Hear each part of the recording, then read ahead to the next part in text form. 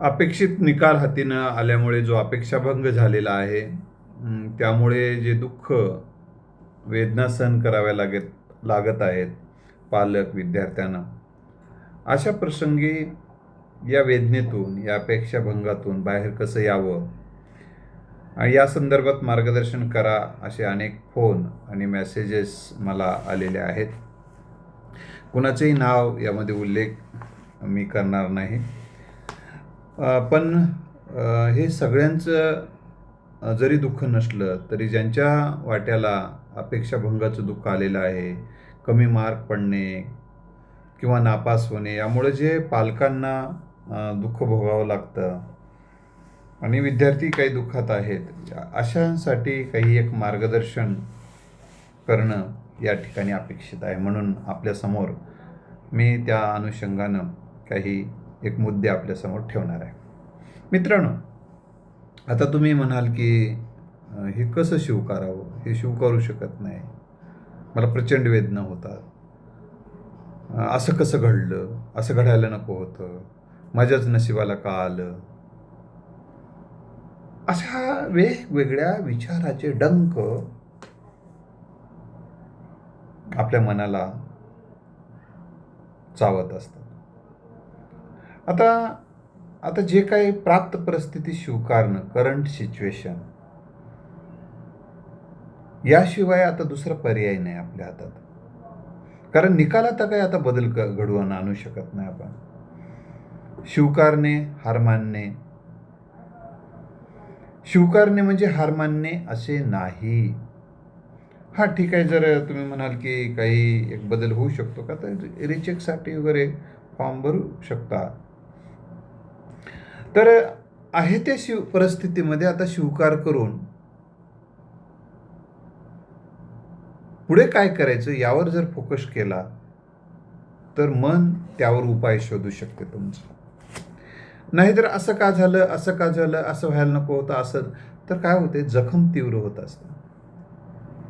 त्यातून बाहेर येण्यासाठी आपल्याला मनाला, आपल्या बुद्धीला नवा विषय द्यावा लागेल. म्हणजे आता काय करायचं, असं आता आपण काय करूया, झालं गेलं गंगेला मिळालं, आता काय करता येईल, या दिशेनं जर आपण विचार करायला सुरुवात केलो तर नक्की त्या दिशेनं काही उपाय सापडू शकतात. म्हणून पहिल्यांदा आपण हे ठरवा, कुटुंबातील सगळ्यांनी मिळून, की आत्ता काय करायचं, लिहून काढा वाटलंच तुम्ही, आत्ता काय करता येईल, आणि त्यावर त्या संदर्भाचं मार्गदर्शन, त्या संदर्भाची चर्चा अपेक्षित आहे. असं का झालं, असं का झालं, असं व्हायला नको होतं, हे म्हणजे काय होतं माहिती आहे का, जखमेला परत परत परत मीठ टाकणं आहे असं मला वाटतंय. तर वास्तव समजून घेऊन, स्वीकारून योग्य ते कृती करणं हे शहाणपणाचं लक्षण ठरेल. आता यामुळे काय फायदे होतील, तुम्हाला तर नवे उपाय सापडतील, नव्या मार्गाने वाटचाल करणं. एनर्जी नाही तर काय होईल, भूतकाळातच एनर्जी जाईल, असं व्हायला नको होतं, असं व्हायला होतं. ही एनर्जी वाया घालणं म्हणजे वेळ वाया घालणं, म्हणजे यश वाया घालणं आहे अजून. तर पुन्हा नव्याने यशासाठी सिद्ध होणं आवश्यक आहे. फिरून या डाव मांडावा दुसरा, हाच आसरा मानवासी, असं एका कवीनं म्हटलेलं आहे. पुन्हा एकदा आपला मार्ग नव्याने चालायला सुरुवात केला पाहिजे. किंवा तो मार्ग आपल्याला जर समजा आता नकोच वाटत असेल, त्या मुलाची मानसिकता, मुलीची मानसिकता नसेल, तर नवा मार्ग स्वीकारण्याचं स्वातंत्र्य आपण दिलं पाहिजे. आता ठीक आहे, तुम्हाला तुमचा मुलगा, तुमची मुलगी डॉक्टर व्हावी वाटलं आणि समजा नीटला तुमच्या आता पुढे मार्कही येणार नाहीत असं वाटायला लागले आजच, म्हणजे किंवा आता 12वीच्या परीक्षेमध्ये ग्रुपिंग आलं नाही, तर त्यामुळे सुद्धा पालक चिंतेत राहतात. उद्या नीटची एक्झाममध्ये रिझल्ट येऊन काय फायदा आहे, ग्रुपिंगच आलं नाही तर, असाही काही जणांच्या मनामध्ये चिंता असते. तर मी तुम्हाला या निमित्तानं सांगू इच्छितो की प्राप्त परिस्थितीमध्ये आता न अडकता त्याच्यावर उपायावर भर द्या आणि त्या दिशेनं मार्गक्रमण करा. आता यातून काय होते, मानसिक ताण कमी होते. माणूस जेव्हा उपायावर लक्ष केंद्रित करतो तेव्हा ताण कमी असतो. आता काहीच उपाय नाही असं वाटते तेव्हा माणूस तणावात राहतो. आणि मी तुम्हाला एक सांगत होतो की यशाचा एकच मार्ग असत नाही, प्रगतीचा एकच मार्ग असत नाही. आणि यश आणि प्रगती म्हणजे तरी काय? आपल्या अपेक्षा पूर्ती होणं म्हणजे यश आपण असं म्हणतो असतो. सगळ्यांच्याच अपेक्षा कुठं पूर्ण होणार आहेत? ही गोष्ट आपण पहिल्यांदा स्वीकारली पाहिजे. आता जगाला फक्त डॉक्टरच लागतात का हो? आणि डॉक्टरपेक्षा उत्पन्नाचे दुसरे स्रोत नाहीत का? त्यापेक्षा अधिकचा स्रोत, त्यापेक्षा अधिक उत्पन्न मिळणारे दुसरे मार्ग नाहीत का? एक काही नाही, काही जण असं म्हणतील, माझ्या ह्या मताला विरोध पण करू शकतात की नाही नाही, आम्हाला पैशाचं काही देणं घेणं नाही, पण डॉक्टर एक इमेज, डॉक्टरचीच फक्त इमेज आहे का समाजामध्ये? डॉक्टर झालं तरच या समाजात मान आहे, नाही तर पदोपदी अपमान आहे असं काही तुम्हाला म्हणायचं आहे का? नाही, असं काहीच नाही. तुम्ही तुमच्यामध्ये असणाऱ्या क्षमता, कौशल्य आणि शहाणपणाचा उपयोग करून तुम्ही जनतेच्या उपयोगी ठरणारं, जनतेचे प्रश्न, अडचणी, समस्या सोडवणारं काम करायला लागा. लोक सन्मान द्यायला लागतील आणि त्यातून तुम्हाला पैसा पण मिळेल. कारण शेवटी माणसाला मान आणि धन लागतं. आणि माणसाची जी बहुतांश माणसाची जी कृती आणि उक्ती सन्मान मिळवणे आणि धन मिळवणे यावर अधिक केंद्रित झालेली आहे. तर याही मार्गाने धन मिळतं आणि मानही खूप मिळतो. ही गोष्ट आपण लक्षात ठेवली पाहिजे. एकाच गोष्टीनं मान आणि धन मिळते हा गैरसमज आपण काढून टाकणं अतिशय गरजेचं आहे. शेवटी माणूस सुखानं आनंदानं जगला पाहिजे ही एक अपेक्षा माणसाची असते. डॉक्टरांचं जीवन तुम्ही तपासून बघा, अनेक डॉक्टरांच्या घरी जाऊन बघा, त्यांचं फॅमिली लाईफ बघा, त्यांचं व्यस्त जीवन बघा, त्यांच्या जीवनामध्ये जाऊन सुख आहे का, आनंद आहे का, किती जणांच्या सुख आहे, आनंद आहे, हे जर तुम्ही तपासलं तर अनेक धक्कादायक निर्णय तुमच्या हातात येतील, धक्कादायक रिझल्ट हातात येतील. म्हणजे असं काही नाही आहे. दुरून डोंगर साजरा असतो या गोष्टीकडे तुम्हाला भ्रम आहे बऱ्याचदा. यातून बाहेर पडा. दुसरी महत्त्वाची गोष्ट, एक मानसिकता आपली नकारात्मक आपणच करून घेतलेली आहे. लोक काय म्हणतील, आता लोकाला तोंड कसं दाखवू, म्हणजे काय, तू काय गुन्हा केला का बाबा? कमी मार्क पडणं, हे काय कमी मार्क पडणं किंवा नापास होणं काय आपल्यासाठीच त्या शब्दाचा उदय झालाय काय, त्या कृतीचा उदय आपल्यासाठीच झालाय काय, पहिल्यांदाच घडते काय जगामध्ये? असं काही नाही. तोंड दाखवायचं न दाखवायचं याच्यात काय? हे पहिल्यांदा अपयश, विजय आणि पराजय येतात आणि जातात. मनाला लावून घ्यायचं नसते. उसळून आलं दुःख तरी कोसळायचं नसते. पुन्हा यशासाठी सिद्ध व्हायचं असते. त्यामुळं मी तोंड कसा दाखवू, लोक काय म्हणतील, यातून बाहेर या. यातून बाहेर या. जर तुम्ही बाहेर आला नाही तर याच तणावात जर तुम्ही राहिला तर घरातलं वातावरण, मग मुलाचाही मुलीचाही कॉन्फिडन्स लूज होऊन जाईल. कारण ते आधीच जखमी झालेत नापास झाल्यामुळे किंवा कमी मार्क पडल्यामुळे. मग आता काय होईल, तुम्ही पण एवढे जखमी झाला तर घरातलं वातावरणाचं नैराश्यमय होऊन जाईल.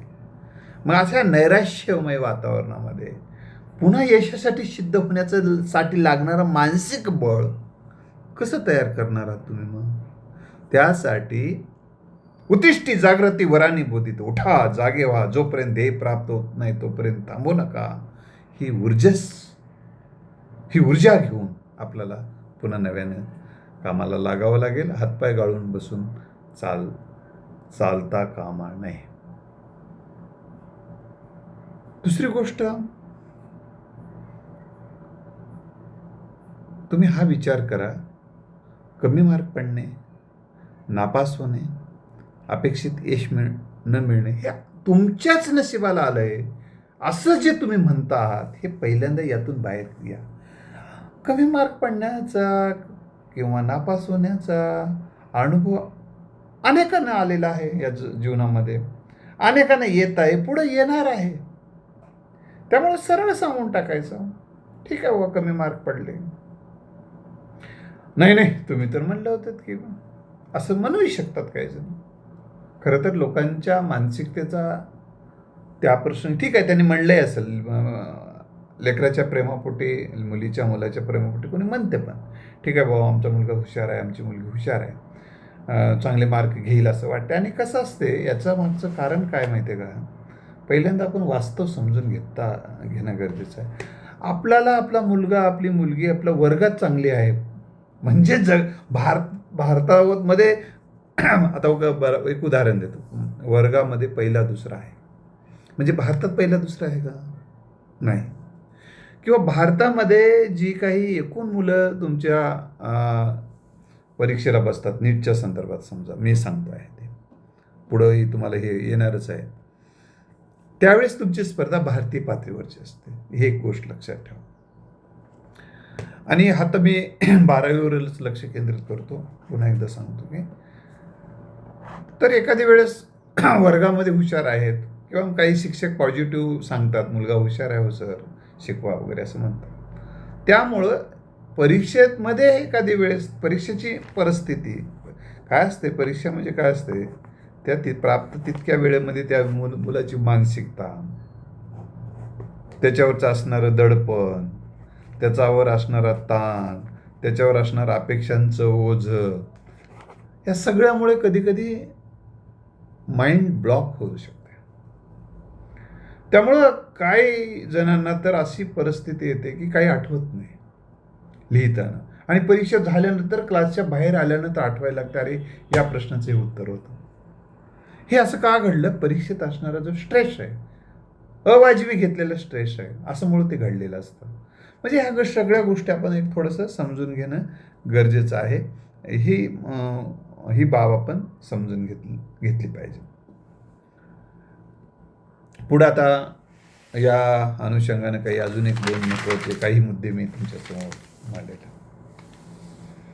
आता काही जण, एकानं म्हटलं की सर काही जणाला मी आता घराच्याच बाहेर निघत नाही सध्या, मला कोणालाच बोला वाटत नाही, कोणाचा फोन घ्या वाटत नाही, कोणाला मेसेज करा वाटत नाही, फोन मी बंद केलेला आहे जवळपास, असं त्या पालकाचं मत होतं. आणि आता यातून काय करू मी? यात काहीच काही नाही, डायरेक्ट सांगून टाकायचं. आला फोन तर सांगायचं, सर फोन अगोदर सांगायचं, एक गुड न्यूज सांगायची इच्छा होती, परंतु ते काय आम्हाला जमलं नाही, बॅड न्यूजच सांगायला खरं तर ती बॅड न्यूज नसते, तर पण कमी मार्क पडलेले आहेत, पण तो पुन्हा नव्यानं आता तयारी करतोय, छानपैकी तयारीला लागलेला आहे, एवढं सांगायचं. आपण स्वतःच सांगायचं, काय त्याच्यात. अरे असं कसं घडलं? हो घडलं बरं का. ठीक आहे, आता वेदना आहेत, परंतु या वेदनेला तर समोर जावं लागते, तुमची साथ हवीच आहे म्हणून सर्वांनी फोन केलात, आवर्जून विचारलात, आम्ही आपला आभारी आहे म्हणून. मग त्यांच्या लेकराबाळाबद्दल, त्यांच्याबद्दल काही विचारा, त्यांच्याही घरात काही दुःख असतेच. तर हे असे का झाले, असं होत असते, तुम्हालाच तेवढं माहीत नव्हतं असं त्याचा अर्थ आहे. असं अनेकांना होत असते. गेल्या वर्षी अनेकांच्या जीवनात आलं, यावर्षी तुमच्या जीवनात आलेलं आहे. पण दुसऱ्यांचं दुःख तर तुम्हाला कधी समजून घेतलं नाही, त्यामुळे ते तुमचं दुःख तुम्हाला जास्त वाटते. जेव्हा माणूस सगळ्यांचं दुःख समजून घ्यायला लागतो, सगळ्यांची परिस्थिती जाणून घ्यायला लागतो, समाजात मिसळतो, तेव्हा त्याला त्याचं दुःख काही वाटत नाही. जेव्हा माणूस स्वतःच्या सुख आणि दुःखाभोवती केंद्रित झालतो, सेल्फ सेंटर असतो, तो अधिक वेदनेत असतो. म्हणून संत गाडगेबाबांचं एक वचन मी तुम्हाला सांगेल. गाडगेबाबांच्या मुलाचा मृत्यू झाल्यानंतर तार गाडगेबाबाला गेली, तेव्हा गाडगेबाबा म्हणाले की, ऐसे गेले कोठ्यानकोठी, काय रडू एकट्यासाठी. हे माझी सगळी लेकरं आहेत, असे आतापर्यंत अनेक गेलेले आहेत, हे जगत माझे लेकरं आहेत, हे असे अर्थानं. तर सांगायचा तात्पर्य आहे की जेव्हा आपण आपल्याच दुःखाचा विचार करतो आणि काही जणाला शिकायच मिळालं नाही ना, त्याचं काय, असा विचार करा ना. तुमच्या लेकराला शिकाय तरी मिळाली इथपर्यंत. काही जणाला तर ते शिकायलाच मिळालं नाही. काही जणाला तर शाळेचं दार बघता आलं नाही. पोटाची खळगी भरण्यासाठी लहानपणीच त्यांना कामाला लागले ते लेकरं. यापेक्षा काही जणाला अतिशय वेदनेचे अनुभव लोक घेऊन जगतायत, त्याची जाणीव नाही आपल्याला. सुख पाहता जवा पाडे, दुःख पर्वता एवढे, असं तुकोबारायांनी सांगून ठेवलेलं आहे. तरी माणसं दुःख पचवत जगतायत, म्हणजे याचा अर्थ त्यांना दुःख नाही असा त्याचा अर्थ होत नाही. लक्षात आलं? तर आपल्या संदर्भातच नाही तर अनेकांच्या संदर्भात हे घडते, घडलेलं आहे, घडणार आहे, हा विचार तुम्हाला तुमच्या वेदनेतून बाहेर यायला एक मोकळं थोडंसं एक मदत होईल असं माझं मत आहे.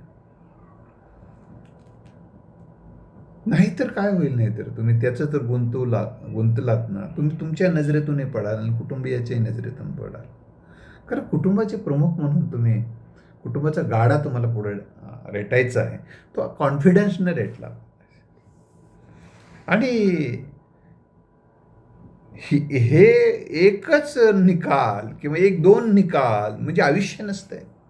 आयुष्य यापेक्षा खूप वेगळं असणार आहे. आयुष्यातल्या अनेक समस्या वेगळ्या असणार आहेत. त्या सगळ्या समस्या सोडत आयुष्य म्हणजे समस्या सोडत जगणं आहे. आयुष्य म्हणजे अपयश पचवत जगणं आहे. हे आयुष्य म्हणजे यशाचा आस्वाद, आनंदाच्या काही आस्वादाचे क्षण घेत त्याचाही आस्वाद घेत दुःखाचाही चव. कारण काय माहिती आहे का, उन्हाची चव चाखल्याशिवाय साहुलीची मजा येत नाही, भुकेची चव चाखल्याशिवाय अन्नही गोड लागत नाही. भुकीचा त्रास जो होतो ना, त्यानंतरच मग तृप्तीचा आनंद जास्त मिळतो माणसाला. त्यामुळे याच्याकडे एवढं वेदनेचा विषय म्हणून पाहायची की नाही, तो एक अनुभव घेऊन बघा. तर आता भूतकाळ कुणाला तरी हातात नसतो, तो भूतकाळ म्हणजे कॅन्सल चेक आहे, तो आता आपल्याला हातात आणता येणार नाही याची जाणीव असल्यानंतर. आणि आणखीन एक महत्त्वाची गोष्ट मी तुम्हाला सांग, सगळंच सगळ्यांच्या मनासारखं घडत नाही. लक्षात आलं का? सगळंच सगळ्यांच्या मनासारखं घडत नाही. आता तुम्हाला तुमच्या मनासारखी ही गोष्ट घडली नाही, पण अनेक गोष्टी तुमच्या मनासारख्या घडल्या. लक्षात आलं? पण दुसऱ्यांच्या मनासारखी समजा एखादी गोष्ट घडली, त्याच्या जीवनात दुसरं काही मनासारखं घडलेलं नाही. आणि तुमच्या जीवनामध्ये सगळंच तुमच्या मनासारखं घडावं असं कोणाच्याच संदर्भात होत नाही. त्यामुळे जे होतच नाही ती अपेक्षा तुम्ही बाळगू नका. तर मुलांना आणि पालकांना विनंती आहे की तुमची तब्येत, तुमचा आत्मविश्वास, शेवटी मार्क म्हणजे जीवन नाही, किंवा एखाद्या डिग्रीला, कुठल्या तरी एखाद्या कोर्सला नंबर लागणं म्हणजे जीवन नाही. जीवनामध्ये अनेक गोष्टी आहेत. ह्या गोष्टी ज्या नाहीत त्याही स्वीकारणं हे पण जीवन आहे. आणि मी अनेक सांगितले, यशाचे, आनंदाचे, प्रगतीचे, मानाचे, धनाचे विषय अनेक आहेत. त्यातला एखादा विषय तुमच्या वाट्यालाच येणारच आहे. हा विचार करून अधिक योग्य पर्याय आणि तुमच्या आवडीचा पर्याय घेऊन कामाला लागा. जर या संदर्भात तुम्हाला काही एक अपेक्षा असेल किंवा काही गायडन्सची गरज असेल तर मला फोन करून विचारू शकता. पण एका पालकांचा एक त्यांच्या आग्रहास्तव मी एक अपेक्षाभंगाच्या दुःखातून बाहेर कसं यावं हे यशाचा राजमार्ग या ग्रंथातला एखादा तरी उतारा वाचून दाखवा सर. मी पूर्वी वाचलो होतो, पण मला आत्ता त्याची गरज वाटायली आणि माझ्याकडे पुस्तक नाही, वाचून दाखवा. तुमच्या आवाजात मला ऐकायला मिळालं तर बरं राहील असं त्यांनी मला सुचवलेलं आहे. आता मी तुमच्यासमोर तो एक उतारा ठेवून हा विषय आपण थांबू. सतत अपेक्षा भंग होत राहिल्यास मानसिक जखम चिघळत राहते आणि व्यक्ती निराशेच्या गर्तेत सापडते. निराश व्यक्ती सुखाच्या यशाच्या राशी निर्माण करू शकत नाही. त्यामुळे अपेक्षाभंगाच्या दुःखातून लवकरात लवकर बाहेर येणे हे सुखी आणि यशस्वी जीवनासाठी अत्यंत गरजेचं ठरते. माणूस अपेक्षा करतो. अपेक्षा निर्माण होणे स्वाभाविक आहे, पण ती पूर्णच झाली पाहिजे ह्या दुराग्रहाने व्यक्ती अधिक दुःखी होतो. पुढच्या व्यक्तीचा जन्म माझ्या अपेक्षा पूर्ण करण्यासाठी झाला नाही, त्याच्याही काही मर्यादा आहेत, त्याचाही नाईलाज आहे. आता म्हणजे यश प्राप्त करून सहकार्य झाले नाही म्हणून पुन्हा कधी होणार नाही असे नसते. असा विचार केल्यास अपेक्षा भंगाच्या दुःखातून बाहेर येण्यास मदत होते. तर मित्रहो, या संदर्भात आणखीन मोठा लेख आहे, तरी आणखीन एक 4 ओळी वाचून दाखवतो तुम्हाला. प्राप्त परिस्थितीला यथाशक्ती वळण लावत जगावे. आपण करत असलेल्या अपेक्षा विवेकाच्या पातळीवर तपासून पाहिली पाहिजे. योग्य अपेक्षेची निवड करून तिच्या परिपूर्तीसाठी जीवाचे रान करण्याची तयारी ठेवावी. अन्यथा केवळ अपेक्षा करत जगण्याने काहीही मिळत नाही, उलट दुःख वाटेला येते.